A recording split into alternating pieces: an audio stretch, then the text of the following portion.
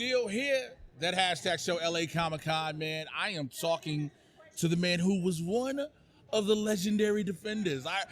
It's great. Like when I find out people do certain things and I realize, oh, that's them.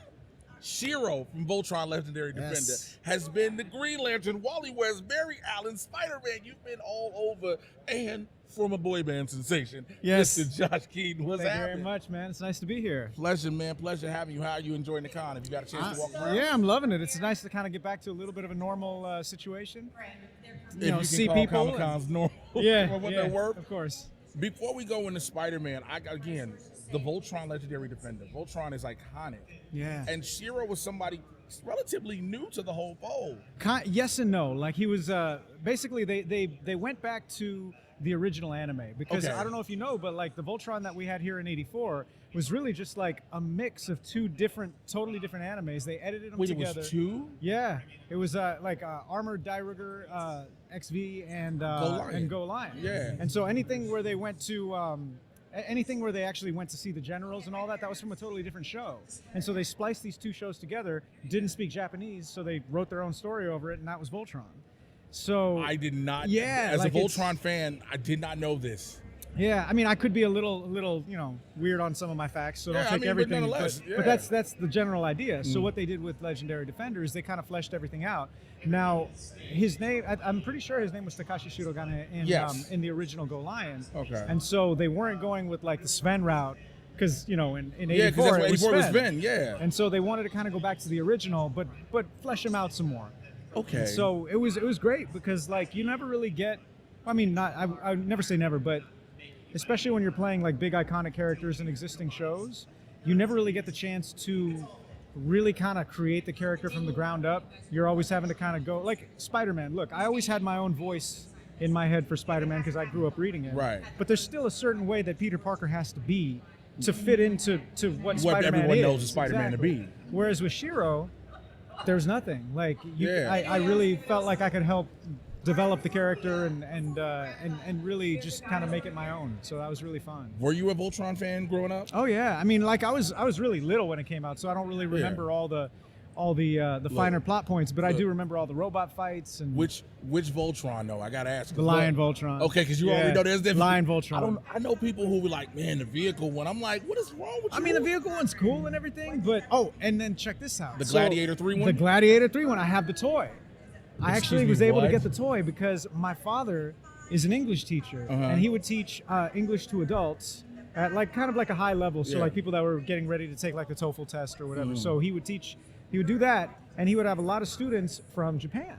And in Japanese culture, you know, they really treat their teachers a lot better than we do here. Yeah. And so they knew that he had a kid, and so they gave him toys to give to me, and one of them was Gladiator Voltron. Now here's the thing: most people don't even know about Gladiator. Yeah, Voltron Gladiator. too. It's a red robot, a blue robot, and a black robot. It's black, right? Yeah. And then they could all combine together to form this like big 6-arm Goro thing. Yeah. And like it was crazy. And Dude, so that's people dope. didn't know about that. To the point where like when I would like tell my friends about it, they thought it was fake. They thought it was like some knockoff because they never saw made it. Yeah, they never saw the show. It never hit America. Yeah. Yeah, just Lion and Vehicle are the only two that hit right. American. Let's talk about Spider-Man for a second. Yeah. Again, that is an iconic lineage, like you said. Yes. People know about who Peter Parker is, how he has to be, and then Spider-Man. You know, there are two different personalities. How did you come up with yours? You said you had the idea for the voice. That was the voice. That's the voice that was in my head the whole time when I was reading the comics. And so basically, I just kind of grew up as a loner. Like I wasn't a cool kid. I was into video games. I was into science. You sound like a lot of us. Like I mean, a lot of the people here. Yes. So like.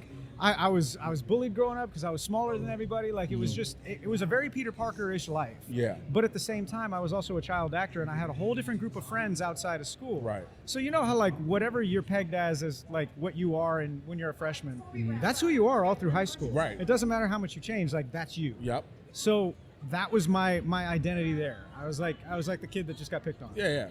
When I was out of school.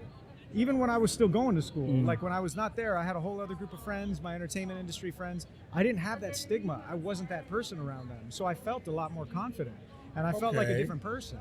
And so, but then, you know, I would leave that, I would go back to school, and all of a sudden, here I am, I'm getting dumped on again. So a lot of that was really just my own personal experience of having those two facets of life, where you're kind of playing. You're this. You have a dual identity. You have a dual identity. I just didn't have spider powers. That's So dope.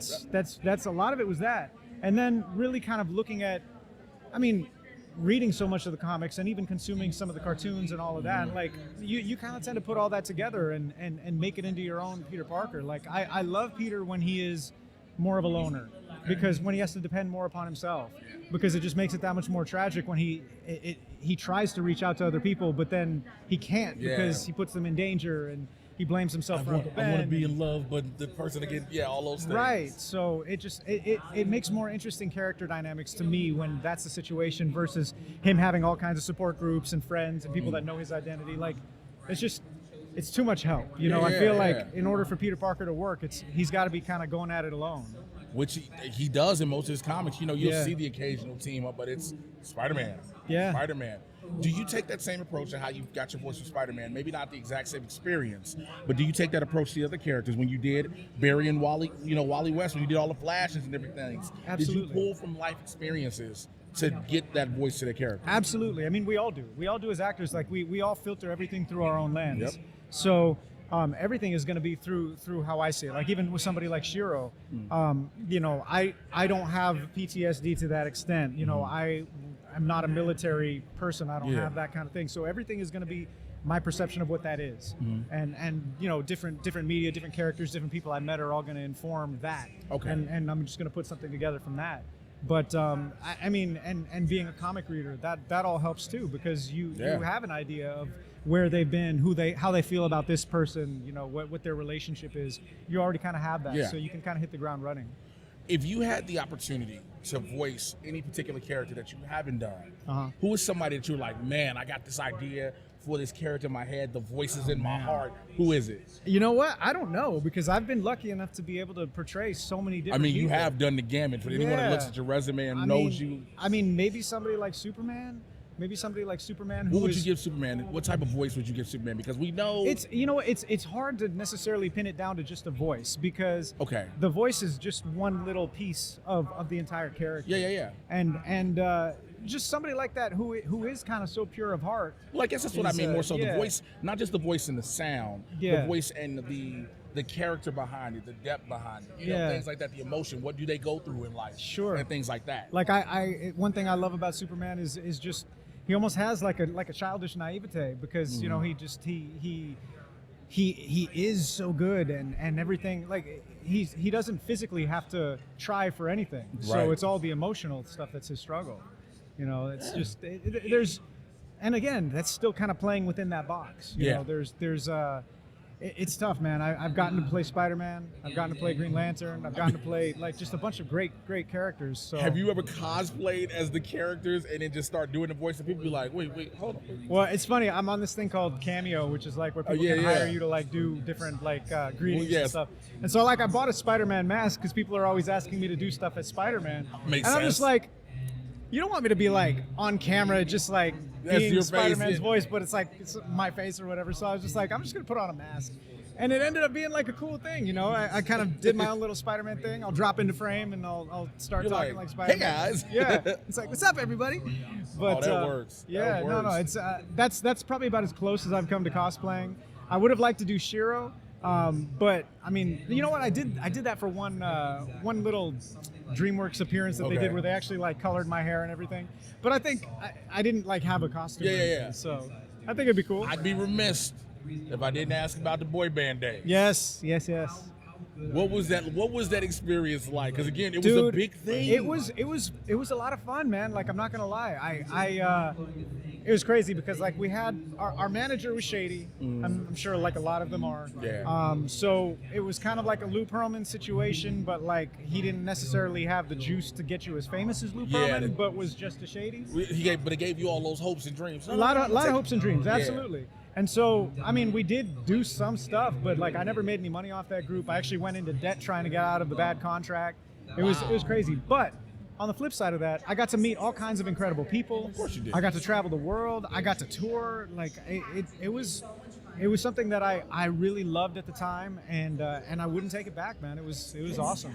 That's dope. Now, Yeah. before I let you get out of here, we here at that hashtag show are being in the holiday spirit. All right. And we got you a choice to pick a Yes. present with your pick. This one called out to me because I Yes. love blue. Blue's my favorite And color. so what we would like for you to do is to open said blue present on air. I'm kind of scared that it's like It's an not ain't on-air nobody thing. finna jump Yeah, about you. yeah.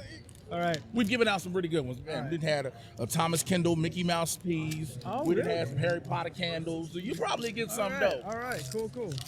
What's this?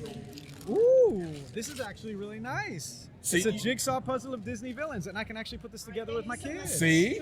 Yeah. You see what I'm saying? All right. Thank you, hashtag show. This is beautiful. You see how you got nervous? You was like, I don't know what this I was. But this is great. Well, It's a rompecabezas. yes, and Yeah. you're going to put all that together. Listen, before I let you get out of here, please look at the camera and tell people how they can find out more about you and everything you got going All right, on. yeah, you can follow me on social media. On Twitter, I am I'm at Josh Keaton. TikTok is the Josh Keaton. Twitch and Instagram, I am Space Padre, and then YouTube also Josh Keaton. So you could just follow any one of those, and you'll be able to find out what I am doing. Or do the beautiful thing called Google just to find out every single Yeah. one of those all over again. Look, Josh Keaton, thank you so much, Thank brother, you. for coming out. Appreciate it. Again, we're here at that hashtag show, y'all.